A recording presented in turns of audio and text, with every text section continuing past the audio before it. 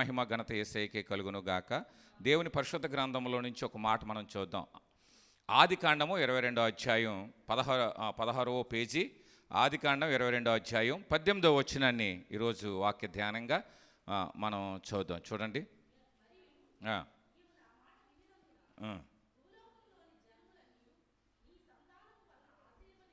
పరిశుద్ధుడైన మా పరమ తండ్రి యేసయ్య నీకు వందనాలు. వాక్యమైన దేవుడువు, వాక్యంతో మాట్లాడే దేవుడువు. ప్రభువా, నీవు మాతో ఈరోజు డైరెక్ట్గా మాట్లాడమని నేను ప్రార్థన చేస్తూ ఉన్నాను. నీ పరిశుద్ధాత్మను మా మీద కుమ్మరించి, అయా నాలో ఉండి మీరే బిడలతోనూ నాతోనూ మాట్లాడండి. స్థలమంతా మీ మహిమతో, మీ ప్రసన్నతతో నింపమని నజరేయుడైన యేసు నామమున అడిగి కోరుకుంటున్నాము తండ్రి, ఆమేన్. ఇక్కడ ఒక వాగ్దానం అనవచ్చు, లేదంటే అభిషేకం అనవచ్చు, లేదంటే ఈరోజు దేవుడు మీతో మాట్లాడుతున్నాడు అనుకోవచ్చు, లేదంటే ఈ మాట మీకు ఇస్తున్నాడు అనుకోవచ్చు. మీరు ఏ రీతిగా అనుకున్నా సరే దేవుడు చెప్తున్న మాట ఏంటనంటే, అబ్రహాము, మన పితరుడైన అబ్రహాము ఆ రోజు దేవుని మాట విన్నాడు. ఎలా విన్నాడు అని మనం ఆలోచన చేసినట్లయితే 2 పర్యాయాలు దేవునికి లోబడినట్లుగా, దేవుని మాట విన్నట్లుగా మనం చూస్తాం. 12వ అధ్యాయంలో నువ్వు నీ దేశాన్ని, నీ స్వజనాన్ని, తండ్రి ఇంటిని, నీ బంధువుల్ని విడిచి రమ్మన్నప్పుడు వచ్చాడట. అందుకని దేవుడు ఏం చేశాడో తెలుసండి, అతన్ని పేరును గొప్ప చేశాడు. దేవునికి స్తోత్రం కలుగును గాక. ఈ రోజుకి అబ్రహాము దేవుడునని పరిచయం చేసుకుని అంతగా దేవుడు ఆయన పేరుని హెచ్చించాడండి. రెండవదిగా పిల్లలు లేరు. పిల్లల కోసం వెయిట్ చేస్తున్నప్పుడు దేవుడే పిల్లల్ని ఇస్తానని చెప్పాడు. తర్వాత పిల్లల్ని ఇచ్చిన తర్వాత ఇచ్చిన ఒకే ఒక కుమారుడైన ఆ ఇస్సాకును బలి ఇమ్మన్నాడు. 22వ అధ్యాయం 1వ వచనంలో ఏం చెప్పాడు అని మనం ఆలోచన చేసినట్లయితే, ఆ సంగతులు జరిగిన తర్వాత దేవుడు అబ్రహామును శోధించెను. ఎట్లనగా ఆయన అబ్రహామా అని పిలువగా అతడు చిత్తము ప్రభువా అనెను. అప్పుడు ఆయన, నీకు ఒక్కడైన నీ కుమారుని అనగా నీవు ప్రేమించు ఇస్సాకును తీసుకుని మొరియా దేశమునకు వెళ్ళి అక్కడ నేను నీతో చెప్పబోవు పర్వతములలో ఒకదాని మీద దహన బలి అతనికి అర్పించమని చెప్పాను. చెప్పినది చెప్పినట్లుగా అబ్రహాము చేశాను. దేవునికి మహిమ కలుగును గాక. ఈరోజు నేను అంటాను, మన పితరుడైన అబ్రహాము చేసిన దానిని బట్టి ఒక ఆశీర్వాదాన్ని దేవుడు మనందరి మీద రిలీజ్ చేశాడండి. ఎలాగో అని అంటే, ఇక్కడ అంటాడు, ఇదిగో నువ్వు నా మాట వినినందువలన. ఇక చాలా అద్భుతమైన మాట ఏంటి తెలుసండి, నీవు నా మాట వినినందువలన నీ కడుపును పుట్టినోళ్ళు కాదండి, భూలోకములోని జనములన్నీయు నీ సంతానము వలన ఆశీర్వదించబడును. భూలోకములో అంటే ఇప్పుడు ఇంచుమించు ప్రపంచ యావత్తు మొత్తం మీద మనం చూసుకోవచ్చు. ఇక్కడ మనం ఆలోచన చేసినట్లయితే భూలోకములో జనములన్నీ, ఎంత జనం ఉందో అంత జనము నీ సంతానము ద్వారా. ఇప్పుడు అబ్రహాము, మనం రోహిత్ గారు చెప్పారు కదా, ఏంటంటే అబ్రహాము నుండి దావీదు వరకు 14 తరాలు. యేసుక్రీస్తు ప్రభువారు మనము వచ్చినట్లుగా మనం చూస్తూ ఉన్నాం. అక్కడ మనం చూస్తాం రూతు గ్రంథంలో దావీదు ఆ వంశంలో వచ్చాడు. అంతేకాదు యేసుక్రీస్తు వంశావళి కూడా అందులో వచ్చిందని మనం చూస్తూ ఉన్నాం. అనంటే వాక్యమైన దేవుడు శరీరధారిగా మన ఈ లోకానికి వచ్చాడని గడిచిన వారమే చెప్పాను.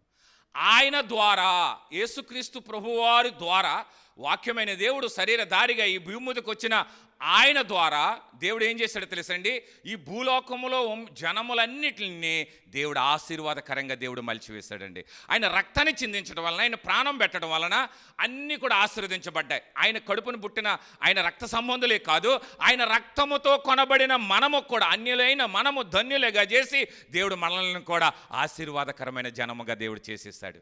అందుకని మీరు ఎవరిని శపించడానికి లేదు. ఆశీర్వదించబడిన వారిని శపించడానికి ఎట్టి పరిస్థితుల్లోనూ వీలు లేదు. అవసరమైతే వాళ్ళని దీవించుడే కానీ శాపవచనం మీ నోట రాకూడదు అని దేవుడు చెప్పాడండి. అందుకని ఈరోజు నాతో దేవుడు మాట్లాడిన మాటలే ఈరోజు నేను చెప్తాను. ఏంటనంటే, అబ్రహామును బట్టి భూలోకంలో జనములన్నీ కూడా ఆశీర్వదించబడ్డాయి. ఈరోజు మనలను బట్టి అంతవరకు వెళ్ళిపోకుండా మన తరంలో వచ్చిన కుటుంబాలు, లేదంటే మన తరంలో రాబోతున్న కుటుంబాలు ఆశీర్వాదకరంగా ఉండాలి అని అంటే, దేవుడి మధ్యాహ్న కాల సమయంలో దేవుడు నిన్నడుగుతున్న మాట ఏంటి తెలుసా, నీవు దేవుని మాట వినాలి.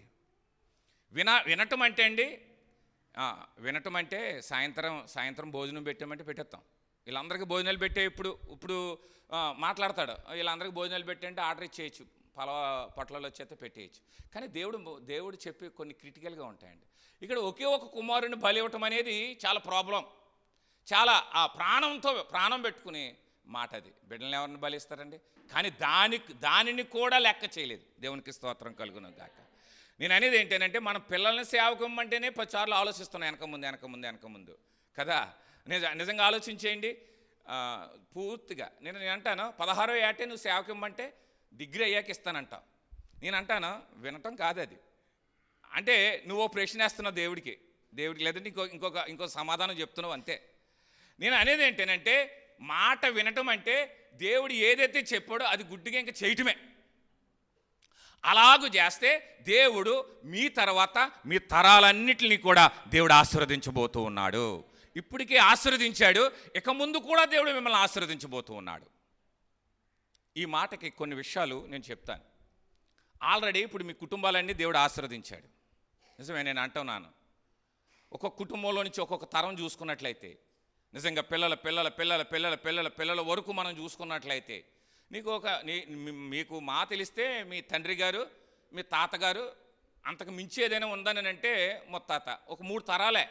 కానీ దేవుడు అంటున్నాడు, ఈ 3 తరాలు అక్కడ పెట్టండి, తర్వాత తరాలన్నీ నేను ఆశీర్వాదకరంగా ఉంచబోతూ ఉన్నాను. శాపకరంగా తీసివేస్తూ ఉన్నాను. గొడ్డుది కానీ లేదంటే మీ ఇంట్లో గొడ్డుమొత్తనం అనేది ఉండదు, ఆశీర్వాదకరమే ఉంటుంది, దీవెనకరాలే ఉంటాయి అని దేవుడు చెబుతూ ఉన్నాడు. అయితే ఈరోజు నేను అంటున్నాను, మీ తరాలన్నీ ఆశీర్వదించబడతాయి. రాబోయే రోజుల్లో ఇంకా అనేకమైన ఆశీర్వాదాలు మీ కుటుంబాల్లో, మీ పిల్లల జీవితాల్లో, మీ ఉద్యోగాల రీతిలో, లేదంటే మీ సేవ రీతిలో, లేదంటే మీ బిజినెస్ రీతిలో ఖచ్చితంగా మీరు చూడబోతూ ఉన్నారు.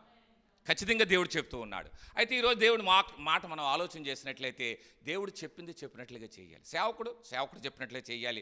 విశ్వాసులు చెప్పినట్లు చేయాలి. అంటే ఎవరు ఏ రీతిగా దేవుడు మీతో చెబితే ఆ మాట ఖచ్చితంగా చేయాలి. నేను అంటాను, భార్యకి చెప్పింది ఒకటి ఉంటుంది, భర్తకి చెప్పింది ఒకటి ఉంటుంది. మరి భర్తకి చేతి కింద భార్య ఉంటుందండి.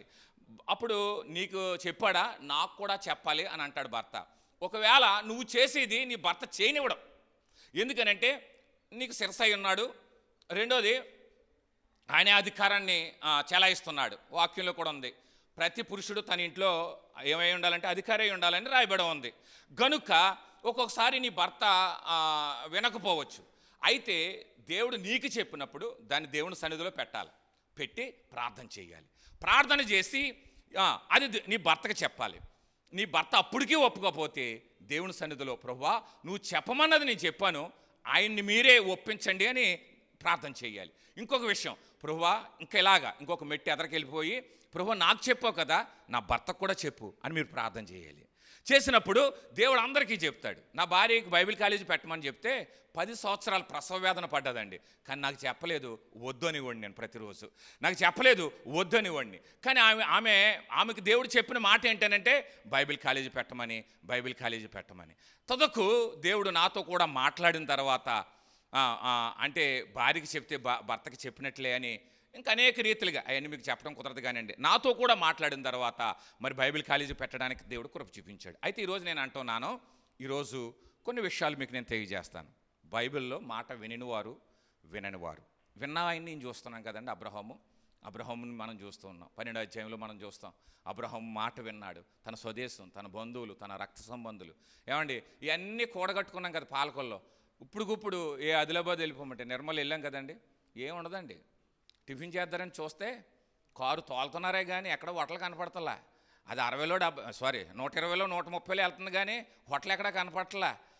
పొద్దుటే ఆకలేసేస్తున్నారు, అక్కడ ఆపండి అంటే మనకి ఇలా కొంచెం కదిలేదవుడికో హోటల్లో, మళ్ళీ ఇంకొంచెం కదిలేదవుడికో హోటల్లో, ఎక్కడ హోటల్లో లేదు, ఏమీ లేదు. అలాంటి పరిస్థితుల్లో, అలాంటి ప్రాంతంలో, అడవిలో, మరీ రోడ్డు పక్కన కాదండి, అడవిలో మందిరం కట్టి అక్కడ ఆయన పరిచర్య చేస్తున్నాడు. ఎవరైనంటే జయరాజు గారు అని ఒక సేవకుడు.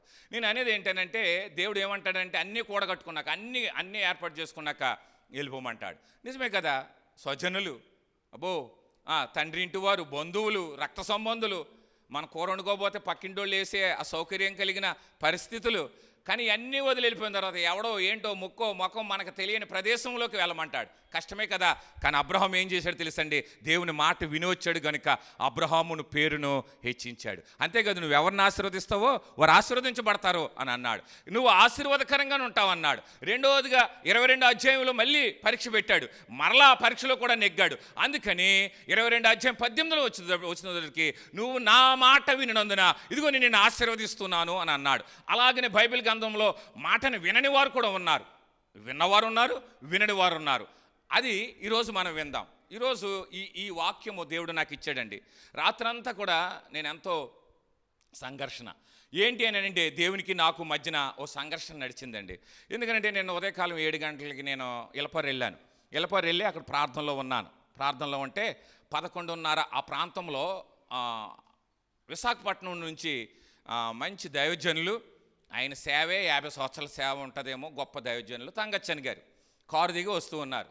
పరిగెత్తుకుని జ్యోతిబాబు గారు వెళ్ళారు. ఆయన వెళ్ళారు కదని నేను వెళ్ళాను. ఆయన రిసీవ్ చేసుకుని వచ్చేస్తూ ఉంటుంటే నేను రిసీవ్ చేసుకున్నాను. ఆయన అలా చర్చిలోంచి వెనక నుంచి వచ్చారు. వస్తూ ఉంటుంటే ఆయన దగ్గరికి ఎదురెళ్తూ ఉంటుంటే దేవుడు ఒక మాట చెప్పాడండి నాకు. ఏమనంటే, మరలా నీకు ఆయుష్ ఇస్తూ ఉన్నాను, మంచి ఆరోగ్యం ఇస్తూ ఉన్నాను అని చెప్పమన్నాడు. చెప్పడానికి నేను భయపడ్డాను. ఏంటనంటే, ఆయన ముందు నిలబడటానికే, ఆయనకున్న అభిషేకం అలాంటిది. ఆయన అభిషేకం అలాంటిది.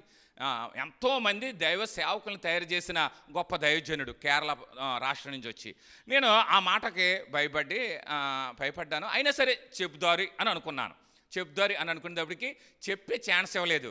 డేవిడ్ గారు బాగున్నారన్నా షేక్ హ్యాండ్ తీసుకుని ఆయన మేడపైకి వెళ్ళిపోయాడండి. వెళ్ళిపోతే తర్వాత వచ్చి ఆయన మెసేజ్ స్టార్ట్ చేసిన తర్వాత నాకు మరణ భయము పట్టుకుంది. ఈ మధ్యలో చనిపోతాను అని అనుకున్నాను అని ఆయన చెప్పినప్పుడు, ఈ మాట చెబితే దేవుడు నన్ను అక్కడ హెచ్చించటం అంటే అండి, అలా కాదు. ఒక్కొక్కరిని ఒక్కొక్క రీతిగా దేవుడు హెచ్చిస్తాడండి. ఒక్కొక్కరిని ఒక్కొక్క రీతిగా దేవుడు వాడుకుంటాడండి.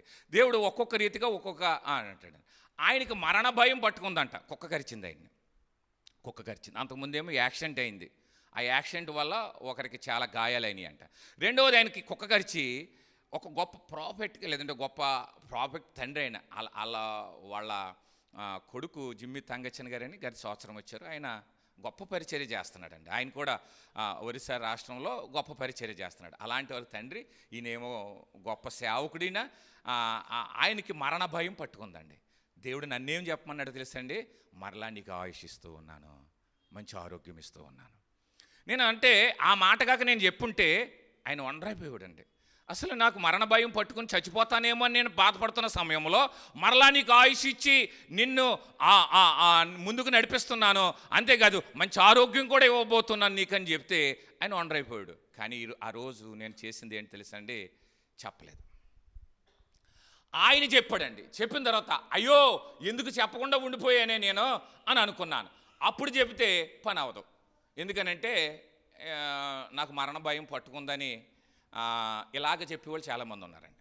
ఏంటి, మరణ భయం పట్టుకుందే, నేను చనిపోతాను అనుకుంటే అప్పుడు చెప్పేవాళ్ళు ఎలాగంటే, మీ గురించి నాకు ముందే తెలియజేశాడండి, అది నాకు ఇష్టం ఉండదు. ఇంకా ఆ తర్వాత చెప్పినది అంత ఉంటుందేమో కానీ ఇంకా 50-50 అండి అది. కానీ ఏమాత్రమును ఆయన క్యాంపస్లోకి అడుగు పెట్టకుండానే దేవుడు చెప్పమన్నాడో నేను చెప్పలేదు. అందుకని ఈరోజు నేనేం చెప్తున్నానంటే, దేవుడు చెప్పింది చెప్పినట్లు చేయండి. మీకేం చెప్పాడు అందరికి ఒకటే చెప్పడండి. ఇప్పుడు అందరికీ ఒకటే చెప్పడం దేవుడు. కొందరిని పేదవారిని ఆదరించమంటాడు, కొందరిని దిక్కులేని వారిని ఆదరించమంటాడు, కొందరిని ఇంట్లో పెట్టుకోమంటాడు, కొందరిని ఏమో సత్తర్లో పెట్టమంటాడు, కొందరిని ఏమో డబ్బులు ఇచ్చి పోషించమంటాడు, కొందరికి వండి పెట్టమంటాడు, కొందరికి కొందెచ్చి పెట్టమంటాడు. అంటే దేవుడు ఎలా మాట్లాడతాడో, ఎవరి ద్వారా ఏ రీతిగా మాట్లాడతాడో, ఏ రీతిగా ఏ పని చేయమంటాడో దేవుని కొరకు నాకు తెలియదు. కొందరికి ఏమిస్తాడని అంటే వాకింగ్ చేస్తూ అందరికీ సువార్త చేయమంటాడు. కొందరిని ఏమనంటే పాంప్లెట్లు పంచిపెట్టమంటాడు, కొందరిని ఆ పాంప్లెట్లు పంచిపెట్టడానికి డబ్బులు ఇమ్మంటాడు, కొందరిని సువార్తకి వెళ్ళమంటాడు, కొందరిని ఆ సువార్తకి వెళ్ళే వాళ్ళు డబ్బులు ఇమ్మంటాడు, ఆ సువార్త ఖర్చులకి డబ్బులు ఇమ్మంటాడు. అంటే దేవుడు ఎలా చెబితే అలాగున ఒక్క నిమిషం కూడా ఆలస్యం చేయకుండా నేను మీకు హృదయపూర్వకంగా చెప్తున్నాను, వెంటనే చేయండి, మీరు ఆశీర్వదించబడతారు. నా నిర్లక్ష్య వైఖరి నన్ను నిజంగానే దేవుడు హెచ్చించేవాడేమో, ఆయనే అందుడేమో. ఆయన చిన్నోడు సేవకుడు, కానీ దేవుడు అతనితో మాట్లాడాడు. కానీ నా హృదయంలో మాత్రం ఒకటి మాత్రం నిశ్చయించుకున్నానండి. అది అయిన తర్వాత, ప్రభువా, ఒక గొప్ప దైవజనుడు మరణం కోసం నాకు ముందుగా నువ్వు తెలియజేస్తావు. ఆ నిశ్చయిత మాత్రం నాలో ఉండి నేను సంతోషించాను. ఆ ఫీలు లేదంటే ఆ విషయాన్ని నాకు దేవుడు తెలియజేసినందుకు, ఆయన గురించి నాకు ముందుగా తెలియజేసినందుకు నేను సంతోషించాను. సంతోషించడం గొప్ప కాదు, అది ప్రకటన చేయటం గొప్ప. ఆ ప్రకటన చేయటం వలన ఏమవుతుందో తెలుసండి, అక్కడ ఆ సేవ అభివృద్ధి చెందుతుంది. ఇప్పుడు మన సేవలో 100 ప్రసంగాలు చేసినా ఏమో అభివృద్ధి చూడలేం. కానండి, రోడ్డు అంటే వెళ్ళి ఎవరినైనా చనిపోయిన తీసుకుని వెళ్తుంటే ఆపేసి బతికించేస్తాం అనుకోండి, ఇది అవసరంలా. నెక్స్ట్ వీకే రామచంద్ర గార్డెన్స్ మనం తీసుకోవాలి. ఎందుకనంటే అద్భుతాలు అన్యజనులు చూస్తారు, ప్రసంగాలు రక్షించబడినారు వింటారు. గనుక అద్భుతాలు చాలా స్పీడ్గా పనిచేస్తాయి, కానీ ఆత్మీయ జీవితాన్ని కట్టుకోవటం మాత్రం వాక్యం ద్వారానే. కానీ అద్భుతాలు కూడా ఉండాలి. అన్ని జనులు చూస్తారు కదండి, వినేది వేరు, చూసేది వేరు. చూసి వచ్చే వారి కొరకు అద్భుతాలు కూడా ఉండాలి. అందుకని నేను అనేది ఏంటంటే, నిన్న దేవుడు నన్ను హెచ్చించాలని, లేదంటే దేవుడు నా ద్వారా ఓ పని జరిగించాలని అనుకున్నాడు, కానీ నేను నోరు తెరవలేకపోయాను. ఎందుకనంటే ఆయన అడావడిగా ఆయన వెళ్ళిపోయాడు. ఆయనకి చెప్పే ఛాన్స్ కూడా లేదు. లేదంటే ఒక నిమిషం నిలబడినా చెబుతునో ఏం చేద్దునో. ఆయన పైకి వెళ్ళాడు, ఆయన వెనకాల నేను వెళ్ళవలసింది, ఆ తెగింపు కూడా నేను చేయలేదు. కనుక ఈరోజు నేను ఏం చెప్తున్నానంటే, దేవుడు మీకు ఏదైనా చెబితే చేయండి. బైబిల్ గ్రంథంలో ఈరోజు కొన్ని విషయాలు మీకు నేను తెలియజేస్తాను. మనం సంఖ్యాకాండంలోకి మనం వద్దాం. చూడండి, సంఖ్యాకాండం 20 అధ్యాయం, సంఖ్యాకాండం 20 అధ్యాయం చూద్దాం. 7వ వచనం. అంతటా యెహోవా, ఇక్కడ చూడండి, అక్కడ అబ్రహాముకి ఎలాగ సెలవిచ్చును, ఇక్కడ మోషేకి ఇలా సెలవిచ్చును, ఇక్కడ నీకు, ఇక్కడ కూర్చున్న మీకు ఇలా సెలవిచ్చును. ఈరోజు మీతో మాట్లాడతాడు ఈ వాక్యం. ఇప్పటికే దేవుడు మీతో మాట్లాడుతున్నాడు. మీ హృదయాలు మండిపోతున్నాయి. దేవునికి స్తోత్రం కలుగునుగా. ఏమైన మార్గంలో ప్రభు వాళ్ళిద్దరితో వెళ్తుంటేనంట వాళ్ళ హృదయాలు మండలేదా? నిజమే, మండుతున్నాయి. ఈరోజు దేవుడు చెబుతున్న మాట ఏంటంటే, ఇప్పటికే మీ హృదయాలు మండుతూ ఉన్నాయి. దేవుడు మళ్ళీ మోషేతో మాట్లాడుతున్నాడు. చదవండి.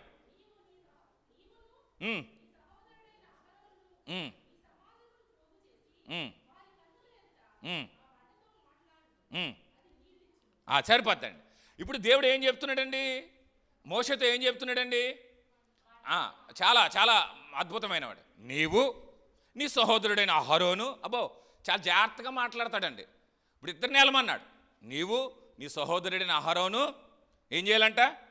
వెళ్ళాలి. దేవునికి స్తోత్రం కలుగును గాక. నీవును నీ సహోదరుడైన అహరోనును ఈ సమాజమును పోగు చేసి, అది నువ్వు మీ ఇద్దరు ఏం చేయాలంటే సమాజాన్ని పోగు చేయాలి. రెండోది, వారి కన్నుల ఎదుట, అది దేవుడు ఎలా చెప్పాడో అలా చేయాలి. నీవు నీ సహోదరుడు సమాజాన్ని పోగు చేయాలి. సమాజాన్ని పోగు చేసిన తర్వాత వారి కన్నుల ఎదుట ఒక అద్భుతం జరగాలి. ఇప్పుడు నేను చెప్పాను చూడండి, కొంతమందికి చూడాలి, చూస్తే తప్ప నమ్మరండి. తోమా మన దేశం వచ్చాడు కదా, ఆయన చూస్తేనే కానీ వేలు పెడితేనే కానీ నమ్మనన్నాడు. అలాగే మనకు కూడా చాలా అనుమానాలు, మన భారతదేశంలో ఉన్న చాలా అనుమానాలండి. అలాగ కొంతమందికి వారి కన్నుల ఎదుట స్టెప్ బై స్టెప్, నీవు నీ అన్న అహరోను వెళ్ళండి, సమాజాన్ని పోగు చేయండి. మూడోది అంటే వెళ్ళిపోయి బండను కొట్టేస్తారేమో అని, ఆ బండతో మాట్లాడేస్తారేమో డైరెక్ట్గా అటాక్. అందుకని దేవుడు ఒక క్రమాన్ని ఇచ్చాడండి. నీవు మీ అన్నయ్య ఇద్దరు కలిసి వెళ్ళండి, ముందు సమాజాన్ని పోగు చేయండి, కండిషన్. రెండవది, వారి కన్నుల ఎదుట, ఇదిగో ఇలా చూడండి అని వారిని మీ వైపుకు చూసేలా చెయ్యాలి. వాక్యం చెప్పేటప్పుడు చాలామంది బైబిల్ చదువుకుంటూ ఉంటారు, మనోళ్ళు కదలండి. చాలా చోట్లకి నేను వెళ్తూ ఉంటాను, పాపం వాళ్ళు చదవరు ఎప్పుడు. నేను చెప్తున్నాను, నాకు ఎప్పుడు చదవరు వాళ్ళు. కానీ చర్చిలోకి వచ్చాకే ఈడిది మనం వింటమేంటని అప్పుడు చదువుతారు. గర్వం అనమాట, అహం. నేను అనేది ఏంటంటే, చదివేవాడు అందరి ఎదుటి చదవడో, కొంతమంది చూడండి మనసు తిరుగుతూ ఉండి వాళ్ళు మోకాళ్ళు వేసేసి ప్రార్థన చేస్తూ ఉంటారు. 4 గోళ్ల మధ్యన చేసేవాడు నలుగురి మధ్య నిలబడి ఏం చేయడు ప్రార్థన. నువ్వు ఏది చేసినా మనుషులకు కనపడేలా చేయకో. ప్రార్థనైనా వాక్యమైనా నీకు స్థలం కేటాయించుకో, నీకు గది కేటాయించుకో, అక్కడికి వెళ్ళు, వాక్యం చదువు, ఏమంటే నేను చెబుతూ ఉంటే నువ్వు వాక్యం తీసి చదువుతుంటే నీ బుర్రకేమైనా ఎక్కుతుందా? నా మాట చెవిలోకి వెళ్తుంది, నువ్వేమో కళ్ళుతో చదివింది హృదయంలోకి వెళ్తుంది. ఏది ఫిక్స్ అవుతుంది లోనకెళ్ళి? రెండవది, ప్రజలు అడావుడిగా తిరుగుతూ ఉండగా వాళ్ళే భక్తిపరులు అన్నట్లుగా బిల్డప్ ఇవ్వడానికి మోకరించి ప్రార్థన చేస్తూ ఉంటారు. అది నాకు ఇష్టం ఉండదు. చెయ్యొచ్చు, సమాజంలో నీకు సమయం ఇస్తారు, ప్రార్థన చేయి. వాక్యానికి ముందు సమయం ఇస్తారు, ప్రార్థన చేయి. లేదంటే లాస్ట్లో ప్రార్థన చేయమంటారు, చెయ్యి. దేవుడు అది నిన్ను బలంగా ఆ సమయంలోనే ప్రార్థన చేయమనంటే ఎక్కడికో మరుగు మూలకి వెళ్ళిపోయి, లేదంటే పక్క చోటుకి వెళ్ళి నువ్వు ప్రార్థన చేయాలి. అందరూ తిరుగుతూ ఉండగా చేయటం కాదు. అందుకని దేవుని వాక్యం చెప్పేటప్పుడు తేరి చూడాలి. దేవునికి స్తోత్రం కలుగును గాక. ఎవరి వైపు చూడాలి? దేవుని సేవకుడి వైపు చూడాలి. చూసి వాక్యం వినాలి. అప్పుడు మీ హృదయంలో అది ప్రింట్ అయిపోద్ది. ఇక్కడ ఏమన్నాడు తెలుసండి? నీవు మీ అన్న కలిసి సమాజాన్ని పోగు చేయండి. పోగు చేసిన తర్వాత వారు కన్నుల ఎదుట మీరు చేయవలసింది ఏంటో తెలుసా? బండతో. అది ఎంత బాగా దేవుడు చెప్పాడు చూడండి. అంత అన్ని క్లారిటీగా చెప్తాడండి, క్లియర్గా కూడా చెప్తాడు. అడదిడ్డాలుగా చెప్పడం. ఈ బస్సు ఎక్కి అక్కడ దిగిపోండవు, ఈ బస్సు ఎక్కు, అక్కడ దిగు, అక్కడికి వచ్చేటికి ఆటో వస్తుంది, లేదంటే అక్కడికి వచ్చేటికి నిన్ను రిసీవ్ చేసుకుంటావు. దేవుడు ఎంతో క్లారిటీగా చెప్తాడండి. ఏది చెప్పినా క్లారిటీగా చెప్తాడండి. పెళ్లి గురించి కూడానండి. మనకి పెళ్ళి అంటే దండలు చూపించడు, చేసుకునే బోయిని కూడా చూపిస్తాడు. దేవునికి స్తోత్రం కలుగును గాక. దండలు చూసేటప్పటికి మనం పెళ్ళి అనుకుంటాం. దండలు చాలా వాటికి ఉపయోగిస్తారు. నిజమే, మనము క్లారిటీగా అడిగితే దేవుడు క్లారిటీగానే చూపిస్తాడండి. నేను క్లారిటీగా చెబుతున్నాడు. అయితే దేవుడే వాళ్ళ భాషలో ఆ రోజున చెప్పాడు, మనకు తెలుగులో చెప్తున్నాడు. బండతో మాట్లాడము చేశాడంటారా? ఒక్క విషయం నేను చెప్తున్నాను. మోషే గురించి కొన్ని విషయాలు నీకు నేను తెలియజేస్తాను. మనం దానికి అనుభవించుకుందాం. 17వ అధ్యాయంలోకి వద్దాం. 12వ అధ్యాయంలోకి వద్దాం. 12వ అధ్యాయంలోకి వద్దాం. 7వ వచనం. ఇది కూడా 7వ వచనం. 12:7 చూద్దాం. అతడు నా ఇల్లంతటిలో నేను గూఢ భావములతో కాదు, దర్శనమిచ్చి ముఖాముఖిగా మాట్లాడే వ్యక్తి. ఇక్కడ కూర్చున్న వాళ్ళని గూఢ భావంతో, కొంతమంది చూడండి తగిలిలాగా మాట్లాడతారు. అలా మాట్లాడేవాడిని కాదు నేను. డైరెక్ట్గా ఇప్పుడు కిషోర్ అబ్రహం గారు దక్షిణాఫ్రికా వెళ్తారు, మీరు దేశాలు వెళ్తారేమో కాదు. దేవుడు డైరెక్ట్గా మాట్లాడే దేవుడు.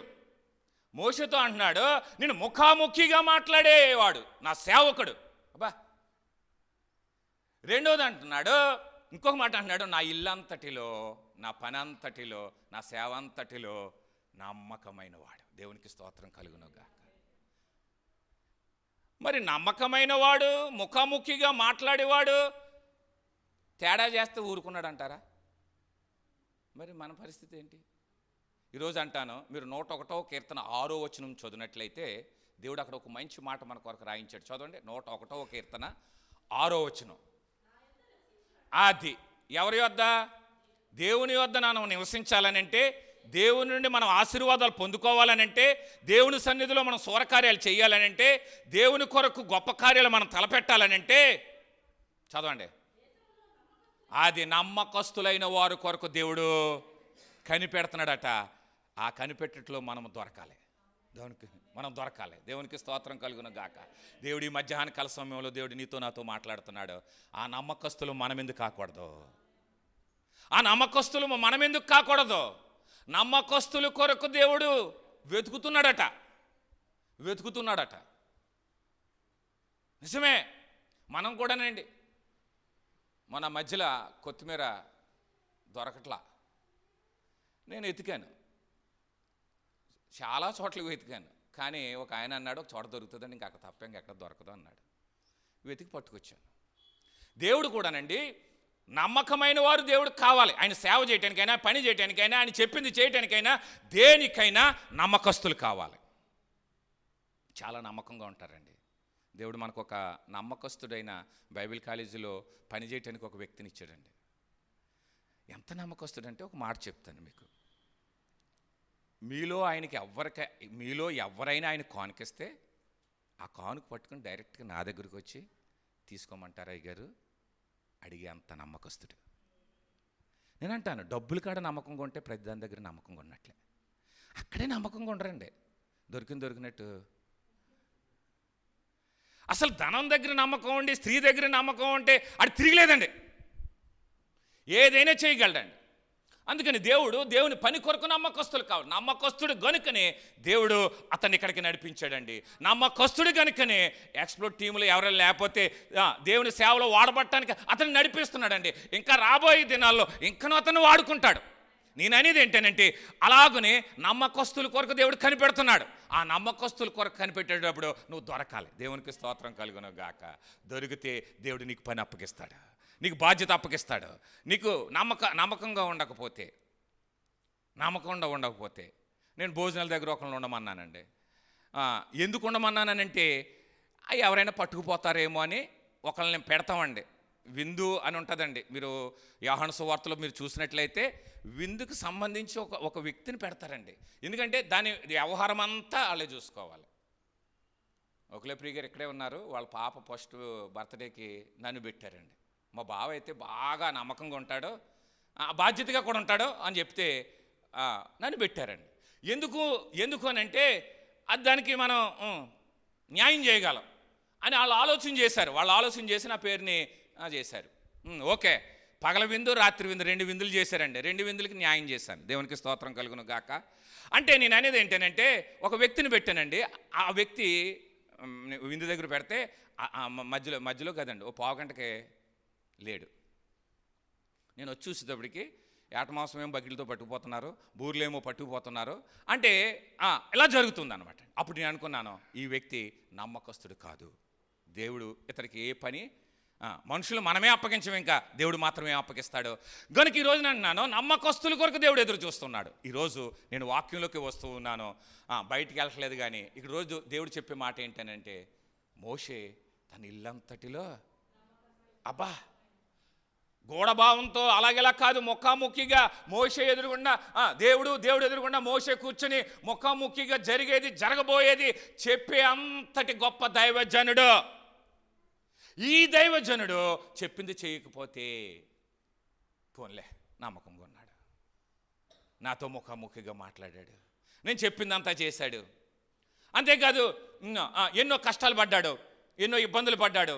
ఇశ్రాయేలు ఎన్నిసార్లు రాళ్ళు ఎత్తిన బోర్లంగా పడి దాన్ని పెట్టాడు అని అనుకున్నాడా?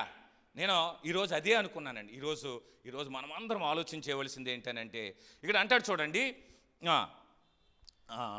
9వ వచనం, యెహోవా కోపము వారి మీద రగులు కొనగా ఆయన వెళ్ళిపోయాను, మేఘమును ఆ ప్రత్యక్ష గుడారము మీద నుండి ఎత్తబడెను. అప్పుడు మిరియాము హిమం వంటి తెల్లని కుష్టి గలదాయను.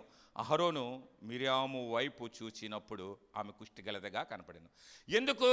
మోషే మీద సనిగినందుకు. మోషే కూసు దేశస్థ స్త్రీని పెండ్లి చేసుకుని ఉండను గనుక అతడు పెండ్లి చేసుకుని ఆ స్త్రీని బట్టి మిరియాము అహరోనులను అతనికి విరోధంగా మాట్లాడినందుకు ఎంతటి శిక్షణ ఇచ్చాడండి. ఇక్కడ తెల్లని కుష్టు మరి అక్కగొచ్చేసిందండి, ఇంతటి జరిగిందండి.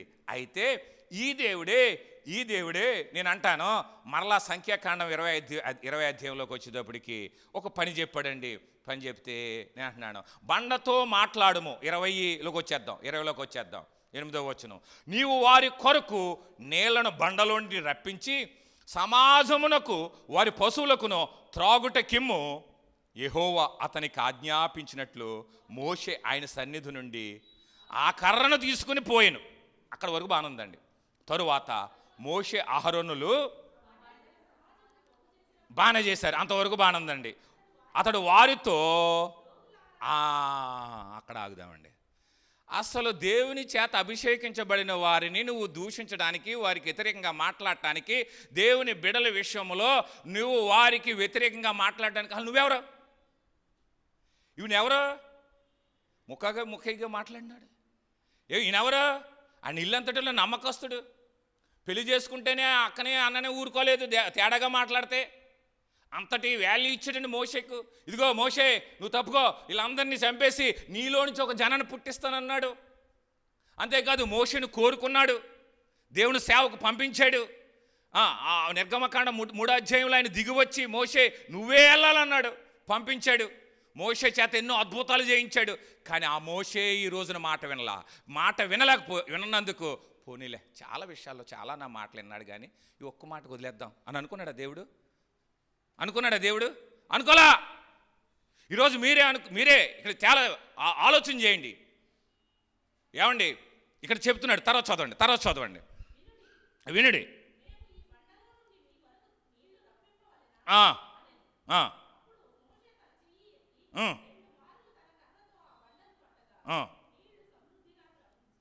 పశువులు తాగారు, వీళ్ళ తాగారండి. ఇక్కడ ఆగుదాం. ఒకటి, సమాజాన్ని పోగు చేశారు. వాళ్ళు ఎదురుగుండా ఇప్పుడు ఏమంటున్నాడంటే, ద్రోహులారా. అసలు మాట పలకటానికి నీకు నాకు అధికారం లేదండి. ఆడు ఇలాగ అంటూ ఉంటారు చాలామంది. ఆడో వేస్ట్ ఫీల్ అండి, ఈడో ఎదవండి, ఆడో సన్నాస, ఈడు పనికిరాడు, చాలామంది పలుకుతూ ఉంటారు. మీ నోటుతో కూడా ఈ వచనాలు పలకండి. ఇంకొక విషయం చెప్తాను. దావీదు మనం నేర్చుకోవాల్సింది ఏంటంటే, సౌలు దొరుకుతాడండి ఒక గుహలో, చంపేయచ్చు. గొలియాతుని చంపినోడికి, అసలు 100 మంది అంటే 200 మందిని వేసేస్తున్నోడికి ఆ సమయంలో సౌలు ఒక లెక్క అండి. కానీ ఒక్కొక్క మాట చెప్పాడండి, అభిషేకించిన వాడిని నేను చంపను, ముట్టను అసలు అన్నాడు. చంపడం. ఈరోజు నేను అంటున్నాను, దేవుడు ఏర్పరచుకున్న వారిని ఎవరిని కూడా మీరు వ్యతిరేకంగా మాట్లాడకండి. వారి గురించి వ్యతిరేకంగా సంభాషించకండి. వారి గురించి వ్యతిరేకంగా ఆలోచనలు చేయకండి. వారి గురించి వ్యతిరేకంగా ఇంకొకరికి చెప్పకండి. రెండో తప్పేంటో తెలుసండి, బండతో మాట్లాడమంటే మీకు తెలిసిందే, ఇవన్నీ తెలిసిందే. కానీ దేవుడు ఈరోజు ప్రత్యేకంగా మాట్లాడమంటే 2 పర్యాయాలు ఏం చేశాడో తెలుసండి, కొట్టాడు. కానీ దేవుడు ఏం చేశాడో తెలుసండి, యథావిధిగా మాట్లాడితే ఎలాగైతే ఆ బండలోంచి నీరు వస్తాయో అదే రీతిగా బండలోంచి నీళ్ళు వచ్చాయండి. వాళ్ళు తాగారు, వాళ్ళతో ఉన్న పశువులు తాగాయి, సమృద్ధిగా అయిపోయిందండి. ఒకటి నువ్వు చెప్పనండి, దేవుని సేవకులైన విశ్వాసులైన అందరి ఎదుట దేవుడు ఎవరిని అవమానపరచడు. ఇప్పుడు సమాజం పోగు చేయబడింది, సమాజం అంతా వీళ్ళని చూస్తూ ఉంది. ద్రోహులారా అనేసాడు, బండను కొట్టేశాడు, నీళ్ళు రాలా. అప్పుడు ప్రాబ్లం వచ్చేద్దండి. ఏంటి నీళ్ళు రాకపోవడం ఏంటి? 2 పర్యాలు కొట్టినా నీళ్ళు రాకపోవడం ఏంటంటే, ఇక మోషే కొడతానే ఉండాలా బండనే, అయినా సరే రాకపోతే ఏంటి? అక్కడ దేవుళ్ళలో శక్తి లేదు, ఇక్కడ మోషేలో లేదనని ఒక అలజడి వస్తుందా? అందుకని దేవుడు ఏం చేశాడో తెలుసండి, వాళ్ళందరూ ఎదుట ఏమీ కాముగా జరగవలసిన కార్యక్రమం జరిగించేసాడండి. మీరు ఒక్క మాట చెప్తాను, మీ భార్యలనైనా, మీ భర్తలనైనా, మీ పిల్లలనైనా అందరి ఎదుట అవమానపరచకండి. పిల్లల్ని చాలామంది అందరి ఎదుట సిగ్గుపరిచినట్లుగా మాట్లాడటం వల్ల ఉపయోగం ఏమీ లేదండి. ఏంటి అలా తినేస్తున్నాం, ఇలా తినేస్తున్నాం, వాళ్ళకి ఏమీ వెళ్దండి, అది ఆ మైండ్ సెట్లోకి వెళ్దండి. అది వాళ్ళని చెప్పేలా చెప్పాలండి. వాళ్ళని లేదంటే అవసరమైతే ఒకటి కొట్టాలండి. చాలామంది అందరి ముందు భార్యలను అగౌరవపరుస్తూ ఉంటారండి, అందరి ముందు భర్తలను కూడా అగౌరవపరుస్తూ ఉంటారండి, అందరి ముందు కొందరిని అవమానపరుస్తూ ఉంటారండి, అందరి ముందు సిగ్గుపరుస్తూ ఉంటారండి. దేవుడు అందరి ఎదుట మోషని సిగ్గుపరచడానికి ఇష్టం లేక తన చేయవలసిన కార్యాన్ని దేవుడు జరిగించాడు. దేవునికి మహిమ కలుగును గాక. చప్పట్లు కూడా దేవుని నామాన్ని మహిమ. అంతటి ఔన్నత్యం కలిగిన గొప్ప దేవుడని మన దేవుడు. ఎంత గొప్ప దేవుడు ఒకసారి ఆలోచన చేయండి. అందుకని ఈరోజు నేను అంటున్నాను, మీరు ఎవరిని సిగ్గుపరచకండి, అవమానపరచకండి. అవసరమైతే రహస్యంగా గదిలోకి తీసుకెళ్ళి వాళ్ళకి వార్నింగ్ ఇవ్వండి, వాళ్ళకి చెప్పండి, వాళ్ళకి అర్థమయ్యేలా చెప్పండి. అయినా పని అవట్లేదా, వాళ్ళ కోసం 3 రోజులు ఉపవాసం కూడా ప్రార్థన చేయండి. వారు మీరు అనుకున్నట్లుగా మార్చబడతారు. కనుక ఈ రోజున దేవుని వాక్యం చెబుతుందండి, దేవుడు ఏమీ సిగ్గుపరచలేదు, మోషేని చేయవలసింది చేశాడండి. ఇంకొక మాట నేను చెప్తాను చూడండి, చూద్దాం 11వ వచనం. అప్పుడు 12వ వచనంకి వచ్చేద్దాం. 12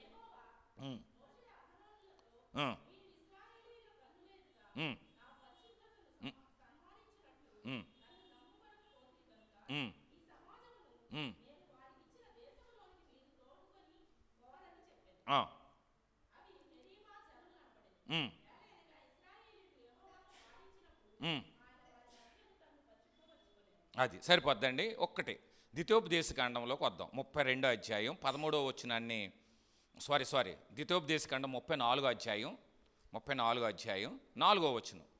34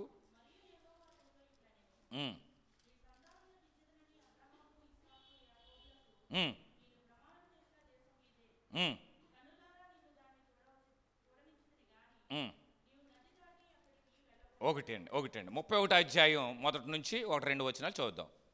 31వ అధ్యాయం. మోషే ఆ, ఆ, ఆ, ఉమ్, ఉమ్, ఆ, ఉమ్, ఉమ్. సరిపోద్దండి. యెహోవా ఈ యొర్దాను దాటి వాగ్దాన దేశంలోకి రాకూడదని ఇచ్చాను. ఇక్కడ 34వ అధ్యాయంలో మీరు ఏం చూస్తున్నారట? కన్నులెత్తి ఆ దేశంను చూచిదివే కానీ అందులో నువ్వు ప్రవేశించావు. నేను అనుకున్నాను, ఈ వాక్యం చదువుతున్నాడు నేనైతే ఏడ్చానండి నిజంగా. 40 సంవత్సరాలు ఇశ్రాయేలుని నడిపించాడండి. వాళ్ళతో ఎంతో శ్రమ పడ్డాడండి. ఎంతో రాళ్ళు ఎత్తినప్పుడు ప్రతిసారి సాష్టాంగ పడ్డాడండి. మారా అనే ప్రదేశంలోకి వెళ్ళినప్పుడు ఆ నీళ్లు తాగలేమన్నప్పుడు అక్కడ మోకరించి ప్రార్థన చేశాడండి. యొర్దాను దగ్గరికి వెళ్ళినప్పుడు ప్రార్థన చేశాడండి. అంటే ప్రతి పరిస్థితుల్లో వాళ్ళ సనగడం, ఈయన ప్రార్థన చేయటం, ఆయన సనగడం, వీళ్ళ ప్రార్థన చేయటం. తాపకరమైన సర్పాలు వచ్చి కాటేస్తుని చనిపోతుంటే మరలా ప్రార్థన చేయగా అది ఎత్తిపట్టమన్నాడు ఆ సర్పాన్ని, మరలా అక్కడ బ్రతికి. అంటే ప్రతిసారి మోషే ప్రార్థన చేయటం, వాళ్ళ బ్రతకటము. అంతేకాదు దేవునికే ఇశ్రాయేలు జనం మీద కోపం వచ్చి, ఇదిగో మోషే నువ్వు పక్క నుండి జనాన్ని అంతటిని చంపేసి నీలో నుంచి జనాన్ని పుట్టిస్తానంటే, లేదు ప్రభువా నీకు సామర్థ్యం లేదని, నీకు బలం లేదని, నువ్వు చేయలేని, నువ్వు చేతగానే కూడా అని అనుకుంటారు. వద్దు అని అంటే ఒక దేవుడు ఒక మనిషి మాట విని తన నిర్ణయాన్ని వాయిదా వేసుకున్నాడండి. అబ్బా ఇన్ని కార్యాలు చేసిన, ఇన్ని అద్భుతాలు చేసిన మోషే ఇల్లంతటిలో నమ్మకస్తుడు అన్నాడే. అంతేకాదు నేను గూఢభావంతో కాదు ముఖాముఖిగా మాట్లాడిన సేవకుడు మోషే అన్నాడే. ఇలాంటి మోషే మాట విననందున వలన చూచిదివే కానీ నువ్వు అందులో, అబ్బా నేను అనుకున్నాను అక్కడి నుంచి చూసినప్పుడు కన్నీళ్లు కార్చుంటాడు. అవన్నీ ఇందులో ఏమీ రాయలేదు కానండి, నా హృదయ భావంలో చెప్తున్నాను. ఈ ప్రయాసంతా ఎందుకు నీకు నాకును? మనం కానాను పరలోకానికి సూచనగా ఉంది. లేదంటే మనం ఈ భూమి మీద మనం పడిన భక్తి, మన జీవితం, మన నోటితో కూడా ఎవరిని ఏమీ అనకుండా జీవించే ఈ జీవితము, ఈ భక్తి, ఈ జీవితం అంతా కూడా ఎందుకనంటే రేపు మనము ఆ ప్రభుతో ఉండాలని. దేవునికి స్తోత్రం కలుగును గాక.